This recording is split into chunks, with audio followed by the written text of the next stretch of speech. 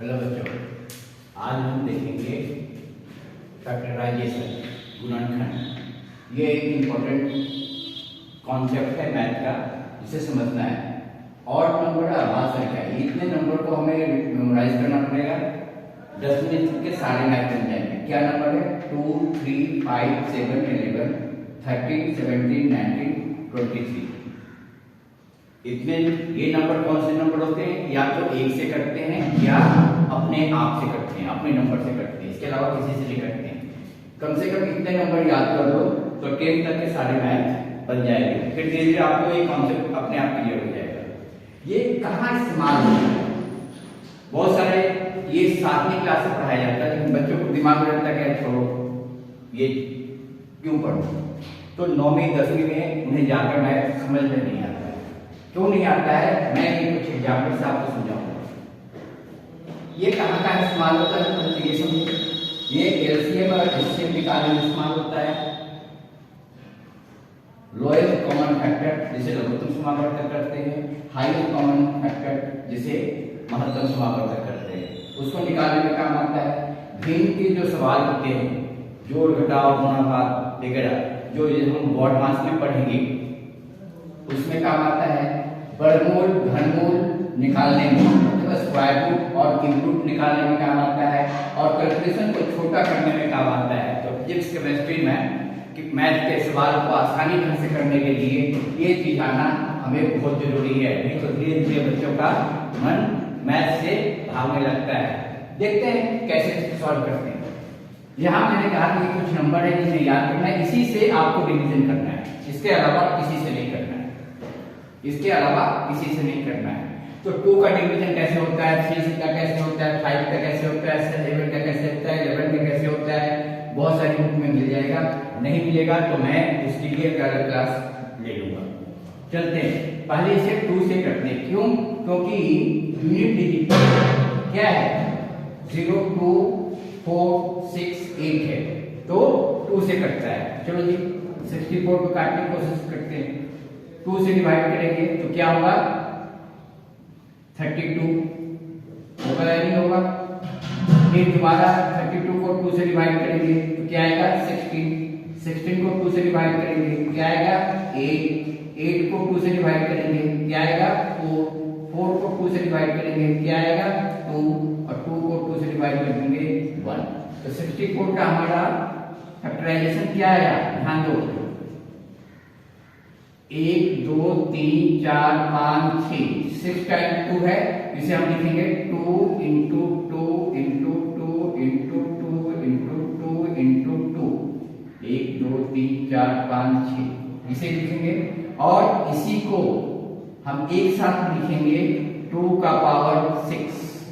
जब हम पावर और एक्सपोनेंट पढ़ेंगे तो वहां पे इस चीज को फिर दोबारा समझना है।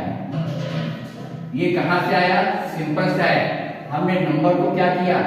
फैक्टराइज किया।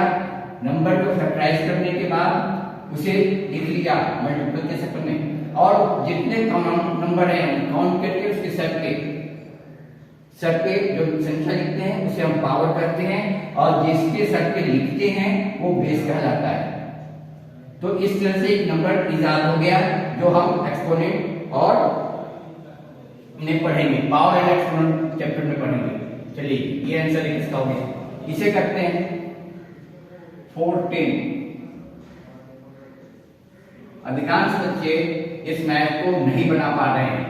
देखो डिवाइड करो 2 से, 2 2 जा 4, 1 डाउन किए लोग 0 भी लगा देते हैं और 25 लिख देते हैं, जो कि गलत हो जाएगा। मैंने पिछली क्लास में क्या बताया था?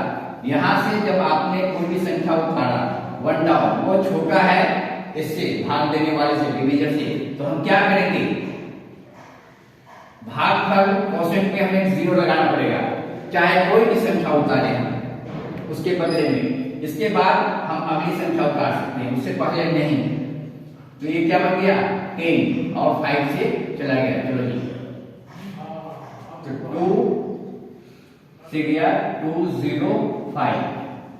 अब ये लास्ट में 5 है तो 5 से जाएगा, 5 से डिवाइड करो 4 1 41 किसी से नहीं जाता है, 41 किसी से नहीं जाता है, तो इसे हम छोड़ देंगे। हमारा क्या बना ये 410 का क्या बना 2 × 5 × 41। क्लियर है? चलो इसे बनाते हैं 2401 डिवाइड करो, 2 से जाएगा नहीं जाएगा, 3 से जाएगा नहीं जाएगा, 5 से जाएगा नहीं जाएगा, किससे जाएगा 7 से करके देखो 2401 7 से करो, 7 3 जा 21 3 0 7 4 जा 28 2 1 7 3 जा 21। थोड़ी सी मेहनत तो करनी पड़ेगी भाई। अब 3 4 3 को दोबारा करो 7 से, 7 4 जा 28 6 6 3 7 9 जा 63 49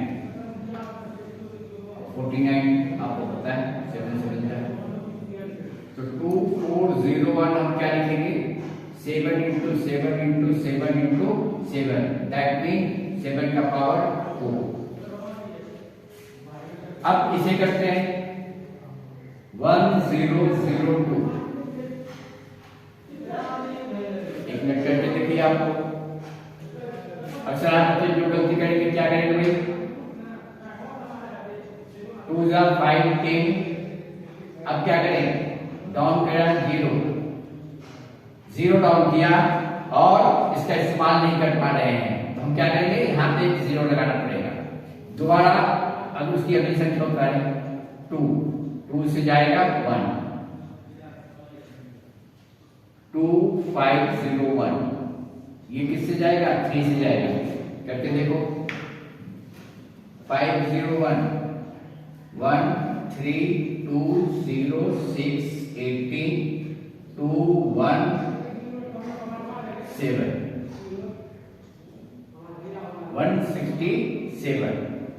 167 किससे जाएगा